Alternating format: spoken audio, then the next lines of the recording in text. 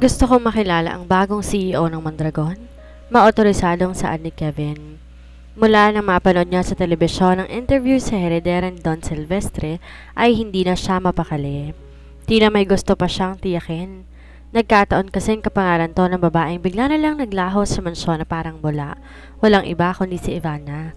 Kamukha, kapangalan, pero imposibleng iisang tao lang to. Sir Kevin, matatagpuan siya sa Villa ng Mondragon? Sagot ng kanyang sekretarya. Tumango si Kevin. Maaari naman niyang puntahan sa asyendang Heredera upang personal tong makilala. Bakit naman hindi? Kilala naman siya ni Don Silvestre dahil kaibigan to ng kanyang papa at si Don Silvestre ay isang investor. Binalingan ng binata si Mang Emil at sinabing aalis sila. Matapos ipakansel ang ibang appointment, umalis na sila ni Mang Emil.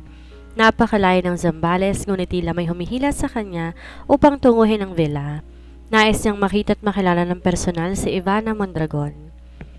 Tinulog ni Kevin ang nakapakahabang biyahe. Bukod kay Mang Emil, sinama niya ang sekretary niyang si Kristen. Naitawag niya sa villang darating siya kaya alam ng dadatnan niya na darating siya. Buwaba mula sa sakay ng kabayo si Ivana. Naging bihasa na rin siya sa paglalaro ng polo. Nakailigan niyang gawing libangan ng pangangabayo habang nasa bansang Brazil. Nakatuck-in ang suot na white long sleeve sa kanyang skinny jeans at tattered pants na binagaya ng suot nitong boots. Nakaponytail ang kulay niyang buhok. Natanaw niya ni Ivana ang paparating na sasakyan ni Kevin. Inaasahan niya nang magkakaharap sila nito matapos ang kanyang interview. Inatras niya ang planong pag-invest ng kanilang kumpanya sa kumpanya nito at malaking kawalan yon sa Martinez Corporation. Sarkastikong napangiti ang dalaga na makitang bumaba si Kevin mula sa sasakyan nito. Pinipigilan ng dalagang humanga sa taglayin nitong kagapuhan. Hindi na siya si Ivana Villamor na sabik at nagkakandara pa dito magustuhan lang. Isa na siyang Mondragon, mayaman, makapangyarihan. Kaya niya nang tapatan ang yaman ng mga Martinez. Aral niya ng tamang pagharap ng mga katulad ni Kevin. Nginitian niya ito. Nagpanggap na hindi niya to kilala. Good morning, Miss Ivana. Kevin Martinez ng Martinez Corporation. Iniabot ito ang kanang palad para makipagkamay. Titig na titig si Kevin sa mukha ng dalaga. Tila kinikilatis ang bawat sulok ng mukha ni Ivana. Formal lamang inabot ni Ivana ang kamay nito. Walang mababasang reaksyon. Sinalubong ang mga titig nito. Malamig na pagtugon. Pinadama niyang napipilitan lang siyang harapin ito. Professionalism. Pilit nilabanan ni Ivana ang sariling huwag kiligin sa ngiti ni Kevin. Tinanguan niya lang to at tipid ng umiti. Welcome sa Villa Ivana. Giniya niya to at sinabayan naman siyang maglakad kasunod si Mang Emil at Kristen na natutulala habang nakatitig sa kanya. Nagpahanda si Ivana na iba't ibang pagkain sa mahabang lamesa bilang pag-welcome sa kanyang bisita. Daman niya ang palihim na pagsipat ni Kevin sa kabuuan niya. Lihim na napangiti si Ivana. Ganyan nga, magtaka ka. Humangat mabaliw ka iisip kung ba't kamukha ako ng babaeng minsang na humaling sa'yo. Ani niya sa isip. Aristokrata bawat galaw niya. Lahat ng kilos pinag-aralan pa ng dalaga sa bansang Europa. Tila isang bagong tao siya bilang Ivana Mondragon. Nagpapahinga ang papa, paumanhin, hindi kanya mahaharap. Saad ni Ivana sa gitna ng pagkain. Ikaw ang sadya ko, ani Kevin. Kung tungkol sa kumpanya, maaari naman natin pag-usapan sa ibang araw, Mr. Martinez. Sagot ni Ivana. Gusto niyang madismayo to dahil sa layo ng biniyahe. Nakita ng dalaga na pati imbagang ito. Tiningnan niya ang cellphone niya. Tumawag si Kian. Ngumiti si Ivana at sinagot ang caller. Ni hindi siya humingi ng paumanhin sa kaharap. Yes, honey. Sorry, may kausap ako. Tatawagan kita mamaya. Ani Ivana sa kausap. Napatitig sa kanya si Kevin. Nakikiramdam. Tinapos na agad ni Ivana ang pakikipag-usap sa cellphone saka muling binalingan si Kevin. Humugot ng malalim na hangin si Kevin. Hindi nga si Ivana Villamor ang kausap niya. Nasa na nga tayo? Baling ni Ivana kay Kevin. Tungkol sa business proposal ng aming kumpanya. Honestly, wala kaming planong mag-invest sa kumpanya ninyo. I'm sorry, Mr. Martinez.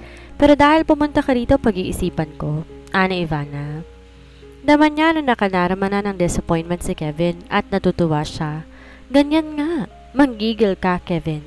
Ani Ivana sa sarili. Nagsisimula pa lang ang lahat. Salamat, Kristen. Baling ni Kevin sa sekretarya na maagap na iniabot ang hawak na folder. Inabot naman to ni Ivana at saka binasa. Pag-aaralan ko, Mr. Martinez, pero hindi kita paaasahin, ani Ivana. Nakita niya ang pagkibot ng labi ni Kevin pero sa halip na sumagot, tumango na lamang ito. Tumayo na si Ivana. Gusto niyo bang makita ang rancho? Umiti si Kevin ngunit hindi binalik ni Ivana ang ngiti nito. Sa halip nagpatiyo na siyang naglakad palabas ng mansyon upang balikan si Apollo ang kanyang kabayo. Tristan, sumunod kayo sa akin. Utos ni Ivana sa kanyang bodyguard. Mabilis ngang pinatakbo ni Ivana ang kabayo patungo sa hasyenda. Ipapakita niya kay Kevin na hindi siyang lampang Ivana na nakilala nito. Napahanga si Kevin sa personalidad ng heredero ni Don Silvestre. Walang takot na pinasibad ang kabayo ng mabilis. Hindi nga ito ang babaeng tanga na makailang ulit niyang naikama. Palihim na napangiti siya. Dama niya na pinagmamasdan siya ni Kevin. Mas ginalingan pa niya ang pangabayo. Ipinamalas ang husay niya bilang mandragon. Maaari mong sakyan. Ang tinutukoy niya ay isang matigas na kabayong naroon. Si Sabrina? Pagkababa sa kabayong si Apollo ay saad ni Ivana. Nakamasid lang si Kevin ngunit napailing dahil sa tinuran niya. Tulad ni Apollo, marami nang naipanalong laban si Sabrina. Pagpapatuloy ni Ivana. Hinaplos ang makintab na balat ng kulay itim na kabayo. Napansin na dalaga na maging si Mang Emil nag-oobserba sa kanyang kilos. Hindi ako sumasakay ng kabayo, Miss Ivana. Pagtanggi ni Kevin. Natigilan si Ivana, saka nilingon ang gwapong CEO. Pinipigilan niya na mapasinghap. Ang taglay na karisma ni Kevin kaya pa rin magpaluwag ng garter ng panty ngunit hindi na siya ganon karupok. Nginitian niya ito at saka napailing. Marami ang nangangarap na masakyan ang mga kabayo ko. Sinalubong ni Ivana ang nanunuring mga titig nito. It's my pleasure na pagbigyan ka. Ngunit di pa ako nakakasakay ng kabayo sa buong buhay ko. Napahalakak si Ivana. Tila na insulto naman si Kevin. Unti-unti nang napapalitan ang paghanga niya sa taglay nitong ganda ng pagkairita. Masyadong mayabang ang heredera ng Mondragon. Huminto sa pagtawa si Ivana at saka seryosong tinignan si Kevin. Pasensya na, nagulat lang naman ako eh. Hindi ko lang inaakalang ang CEO ng Martinez Corporation hindi pa pala nakakasakay ng kabayo. Sarkasikong ngumiti si Ivana. Napadiimbagang si Kevin. Sumusobra na yata ang babaeng to. Masyado siyang pinipersonal. Binalingan ni Ivana ang bodyguard at sinenya sana dumistansya sa kanila. Gusto niyang mapagsolo sila ng binata. Nasa di kalayuan naman ang sekretarya at driver ni Kevin. Mula sa kinatatayuan, tanaw nila ang abalang mga tauhan ng asyenda. Hindi ako lumaki sa probinsya. Napaka-komportableng saad ng binata. Nanatiling nakatitig sa magandang mukha ni Ivana. Maliban sa pagiging magkamukha, ay wala na siyang nakikitang pagkakatulad nito sa babaeng natutunan niyang mahalin 4 years ago. Iniwas ni Ivana ang paningin sa mga titig nito, pinanatili ang tatag. Langhap niya ang men's perfume ng binata. Ang amoy nitong hanggang ngayon kabisado niya. Bakit kailangan ko mag-invest sa kumpanya ninyo? Pag-iiba ni Ivana sa usapan. Nakalagay ang detalye sa business proposal namin.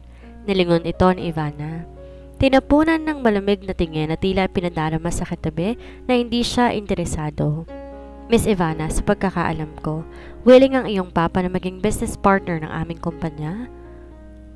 Hindi na ang papa kong masusunod. Ako na, Mr. Martinez. Maotorisadong sagot ng dalaga. Lihim na nagbunyi ang kalooban ni Ivana. Napansin niya ang lungkot sa mga mata nito. Magbabaka sakali pa rin kami? Humugot ito ng malalim na hangin, saka ngumiti. Muli namang nasulyapan ni Ivana ang magkabilang dimples nito. Taragis, Ivana. Calm down. Tilin ng utak niya. Si Ivana Mondragon ka, hindi ka si Ivana Villamor. Tila hinintay ni Kevin na tumili ang kaharap kapag ginitian niya ito gaya ng madalas gawin ni Ivana. Ngunit isang malamig na tingin lamang ang ipinukol ng dalagang heredera. Nakadama siya ng hindi maipaliwanag na panghihinayang. Ilan sa mga branches ng traveling agency ko nangangailangan ng investor para higit pang mapalawak. Kailangan kayo ng aming kumpanya na may maraming mga empleyado na umaasa. Seryosong tinignan ni Ivana ang binata, saka iniabot ang kanang palad. Napatingin dito si Kevin, tsaka tila nakahinga na maluwag na kinamayan si Ivana. Mag-uusap tayo ulit tungkol dyan. Nginitian ito ni Ivana. Sa ngayon, i-enjoy mo muna ang pagbisita sa aming hasyenda. Salamat. Pinisil ni Kevin ang palad ng dalaga na mabilis naman na binawi ni Ivana. Dama ng dalaga. Nakayabang buhay ni Kevin ang libido niya. Baka saniban siya ng karupukan ni Ivana Villamor at di na naman siya makapagbigil na muling akitin to. Tama na ang isang kiya na nabuo nila ni Kevin nang hindi nito nalalaman. Mas malaki at barangya ang master's bedroom na okupado ni Kevin sa mansyon ng Mondragon kumpara sa kanyang silid sa sariling mansyon. Antigo at nakakalula ang halaga ng mga dekorasyon at kagamitan at maaga pa mga katulong na nakaantabay upang magsilbi. Aristokratang pamumuhay na hindi niya na ipinagtataka dahil kilalang bilyonaryo si Don Silvestre na may dugong banyaga. Hindi niya man lang nakaharap ang ama ni Ivana dahil hindi pinahintulatan ng mga dalubhasang doktor na gumagamot dito na tumanggap ito ng sinumang bisita dahil nga sa maselan nitong kondisyon na magpahanggang ngayon walang malinaw na detalye kung ano ba ang sakit nito. Sa laki at lawak ng villa, tila mahihirapan ngang magkita-kita ang mga nakatira doon. Pinagmamasdan ni Kevin ang malaking portrait na nakasabit. Ang larawan ni Don Silvestre at ang anak nitong si Ivana. Kumunot ang noon niya. Wala siyang makitang larawan man lamang ng asawa nito. Napansin niya na yon mula pa nang dumating siya sa mansyon. Nahihipnotismong napatitig siya sa magandang mukha ni Ivana Mondragon. Hindi ako nagbebenta ng painting, aniya ng tinig na kinalingon ni Kevin. Nakapagkit sa maaliwalas at magandang mukha ng heredera ng Mondragon ang matamis ng ngiti. Ngunit mas sinahanap-hanap niya pa rin ang pilyang ngiti ng unang Ivana na kanyang nakilala. Kasing ganda mo marahil ang iyong mama, opinyon ni Kevin. Sumilay ang dimples ng binata nang ngitian si Ivana. Mas kamukha ko ang papa? Seryosong sagot ni Ivana.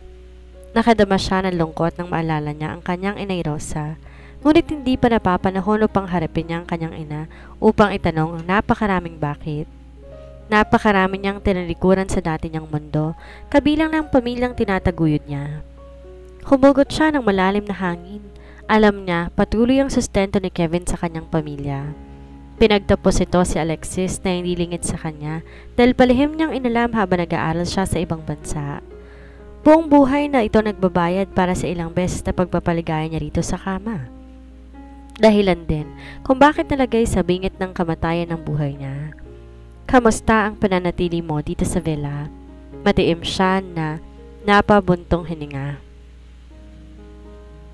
Tinitigan siya ni Kevin. Shit! Tumitig ka lang, huwag ka nang ngumiti. Ngunit nabigo ang dalaga. Gustong mapasinghap ni Ivana, ngunit pinagpapasalamat niyang kaya niya ng kontrole ng sarili. Rule number 1, bawal kiligin, dahil alam niya ang kasunod doon karupukan malala. Mabuti, maaari pa ba akong manatili na higit 1 linggo? Sagot nito. Taragis, magbabakasyon? Tili ng utak ni Ivana, ngunit sa halip tinanguan niya ito. Gusto ko pang makita ang ilang bahagi ng hasyenda. Titig na titig si Kevin sa dalaga. Ipapasyal ka bukas ng bodyguard ko. Tinalikuran na to ni Ivana. Nakakabaliw na kasi ang kagapuhan nito at baka matibag na naman ang bahagi ng strong personality niya. Hindi siya nag-aral na ilang taon na maging mahusay na Mondragon upang masira lang ang kanyang mga plano ng ganun kadali. Miss Ivana, tawag ni Kevin. Huminto sa paghakbang si Ivana at saka lumingon. Tila nag-slow mo naman ang paligid sa pagitan nilang dalawa. Natigilan si Ivana. Putragis, ano to? Throwback ng Korean novela? Hindi. Biglang nakita niya sa isipan ang imahe ni Camille na parang demonyitang humahalakak. Tila natauhan naman ang dalaga. Yes? Pinagsalubong ni Ivana ang dalawang kilay. Pwede bang ikaw ang makasama ko sa paglilibot sa hasyenda bukas? Sumilay ang dimples nito. Marami akong gagawin, paumanhin. Darating si Kian? Sagot ni Ivana. Kumunot ang noon ni Kevin. Special someone? More than that, sagot ni Ivana at lihim na napangiti na mapansing tila na dismaya ito. O, diba? Pumapalakpak maging tenga ni Ivana. Oo, higit pa sa espesyal, Kevin. Anak mo, aniya sa sarili habang naglalakad papalayo dito. Makahulugan niyang tinignan ng bodyguard niyang si Tristan na tumango naman na alam na ang gagawin. Mabilis na kumalat sa newsfeed ang balitang magkasama ang herederan Don Silvestre na si Ivana Mondragon at ang CEO ng Martinez Corporation na si Kevin Martinez at kasalukuyang nasa villa ng bilyonaryo. Marami ang tila kinilig, ngunit maraming fans ni Camille ang hindi natutuwa at nagtataas ng kilay. Tila naging kontrabida si Ivana sa lovely couple na ilang taon na ring napabalitang engaged. Tumaas ang kaliwang kilay ni Ivana. Pakana niya ang pagpapakalat ng balita. Gusto niyang makarating sa kaalaman ni Camille at di naman siya nabigo. Sarkasikong napangiti si Ivana habang kasalukuyang pinagmamastan sa monitor ng CCTV ang binatang CEO na nakatayo sa veranda ng inuukupan nitong silid. Ang perpektong anyo ng CEO tila bumubuhay ng pagkababae ni Ivana. Taragis kahit sang anggulo tingnan. Tila masarap na putahe ang binata na masarap pagkain. Naparanok ng tuyong lawi si Ivana. Ang tagal niyang pinapangarap na mapangasawa ito, ngunit nabigo siya ng paulit-ulit. Mabutit nagbunga ang ilang ulit nilang pagniniig. Si Kian, ang anak nila ni Kevin, na naroon din sa mansyon ngunit nasa dulong bahagi ng villa kasama ng lolo Sevi nito at inaalagaan ng mga pinagkakatiwalaang yaya. Anong sunod kong gagawin, Senyorita Ivana? Untag na isa sa mga bodyguard ng heredera na si Justin. Maliban kay Tristan, may dalawa na siyang bodyguard na sina Aris at Paul. Hindi pumayag ang kanyang ama na walang magpoprotekta sa kanya 24 oras. Ang mga sumusunod ay mga retiradong sundalo na hinire pa mula sa hanay ng magagaling na sundalo na nai-deploy na sa ibang bansa. Pupunta ako sa Lily Falls. Gusto kong dalhin niyo ron si Kevin nang di niya mahahalatang planadong lahat. Magpapanggap akong walang alam. Tumango si Aris. Maging maagap kayo. Magkukunwari akong nalulunod, ngunit wag niyo akong sasagipin. Hayaan niyong sagipin ako ni Kevin. Nagkatinginan ng mga bodyguard ni Ivana. Kunan niyo kami ng may pinakamagandang anggulo. At bago sumikat ang araw, gusto ko nakita na ni Camille Montefalcon. Tumango ang mga bodyguard. Tumalima upang sundin ang pinag-uutos ni Ivana. Inayos naman ni Ivana ang sarili. Pumili ng summer dress na kulay pula. Ang matingkad na kulay ng damit nagpalutang sa makinis at maputing balat ng dalaga. Sinadyang magsuot ng medyo sexy at revealing na tabas ng damit, maikli at kaakit-akit. Sakay ni Apollo na binagtas ni Ivana ang daan patungo sa Lily Falls na nasa dulong bahagi ng asyenda. Nakakamangha ang ganda ng waterfalls na naging favorite spot ni Ivana sa villa. Hinayaan ni Ivana na ilipad na mahinang hampas ng hangin ang nakalugay na buhok. Tinali niya si Apollo sa isang punong naroon malapit sa tubig. Nagbistulang Diyosa si Ivana sa gitna na napakagandang tanawin. Ang karisma ng dalaga lalong pinatingkad ng sikat ng araw. Umigting ang panga ni Kevin nang mapagmasdan ng dalaga papalusong na sa tubig. Nahigit niya ang paghinga. Aaminin niyang kayang buhayin ni Ivana ang kanyang pagkalalaki. Lihim na napangiti si Ivana. Tiniyak niyang kaakit-akit siya. Mumakat sa suot niyang summer dress ang magandang hubog ng katawan nang mabasa ng tubig. Sumisid siya sa ilalim ng malinaw na tubig. Lumangoy at nagpabalik-balik malapit sa bagsak ng waterfalls. Batid niya may pares na mga matang nakamasid sa kanya. Nagsalubong ang mga kilay ni Kevin. Tinignan ang mga bodyguard nito na nakatingin sa heredera na nag-i-enjoy na sa paglalangoy. Nakadama ang binata ng inis. Halos hubad na ito habang nakalanta ng magandang hubog ng katawan na nakalubog sa tubig. Lumubog to sa pinakamalalim na bahagi ng tubig. Nakaaba ang kanyang paningin sa muli nitong pag-ahon, ngunit lumipas ang ilang minuto hindi pa rin to lumulutang. Nakadama na ng pag-aalala si Kevin. Bakit tila kalmado lang ang mga bodyguard nito? Mga tanga ba sila? Mabilis nakapagdesisyon ng binata. Hinubad ang suot na pantalon at t-shirt, tsaka mabilis tumalon sa tubig at mabilis lumangoy upang sagipin si Ivana. Sumunod si Kevin pa ilalim.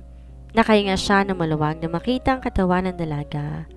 Mabilis sinila palapit sa kanyang katawan, iniangat pa itaas. Napasinghap silang pareho. Nakakapit na si Ivana sa katawan ng CEO at sinasadyang mas edikit pa ang katawan dito. Salamat, Mr. Martinez, saad ni Ivana. Mangiyak-ngiyak habang nakapulupot ang braso sa braso nito. Pasimpleng tumingin siya sa paligid. Na makita sa sulok ng mga mata ang pag-stop ng kamera, mabilis niyang hinalikan ang binata na tila nagulat sa ginawa ni Ivana. Siniil ni Ivana ng halik si Kevin na tila naparalisa sa ginawa ng dalaga. Otomatikong gumanti naman ang binata. Ramdam ng dalaga ang mabilis na paghuhumindig ng ibabang bahagi ng parte ng katawan nito. Ano ka, sinuswerte? Sigaw ng utak ni Ivana na bumitiw na. Daman niyang nabitin tulumbongga kaya tihim siyang natuwa. Nagkatitigan sila. Mabuti na lang maagap ka. Nag-iwas na ng tingin si Ivana. Lumangoy na palayo dito. Ang tatanga niyo? Sigaw niya kina Tristan. Pasensya na po, senyorita. Makahulugang tinignan to ni Ivana. Naunawaan naman ito ang nais ipakahulugan ng dalaga. Mabuti na lang sinagip ako ni Mr. Moore. Kevin na lang. Putol ni Kevin sa sasabihin ng dalaga. May utang na loob pala ako sa'yo kung gayon, Kevin. Walang anuman, Miss Ivana. Mabuti pa sa akin ka na sumabay pabalik ng mansyon. Total naman basa na tayong pareho. Ani Ivana habang nakadingin sa basang damit ng binata.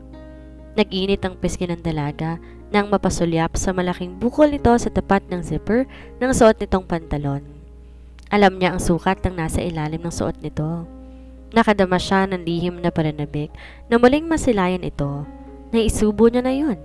Tumango ang binata, inalalayan sila ng mga bodyguard ni Ivana upang makasakay sa kabayo. Nasa gawing likuran ni Ivana ang binata. Parang lalagnatin si Ivana habang kumikiskis ang balat nila ng binata. Mas binilisan niya pa ang pagpapatakbo ng kabayo. Dama niya ang mainit itong hininga sa kanyang batok na nagpapainit din ang kanyang pakiramdam. Shit, may dumidikit ding matigas na bagay sa gawing pang-upo niya na alam niya kung ano. Tila gusto niya nang ihinto ang kabayo at damahin na lang ang matigas itong abs at tuluyan ng sumandal dito. Pero naghuhumiyaw sa isang bahagi ng utak niya ang katotohanang hindi maaari. Tama, hindi dapat. Humugot siya ng malalim na hangin, tsaka mas binilisan pa ang pagpapatakbo ng kabayo. Humigpit naman ang pagkakayakap ni Kevin sa bewang ng heredera. Wala itong kamalay-malay ang bawat anggulo nila ng dalaga, kinukunan ng larawan ng mga bodyguard ni Ivana at pabilis si pinakakalat ang kanilang larawan sa newsfeed ng ilang social media sites.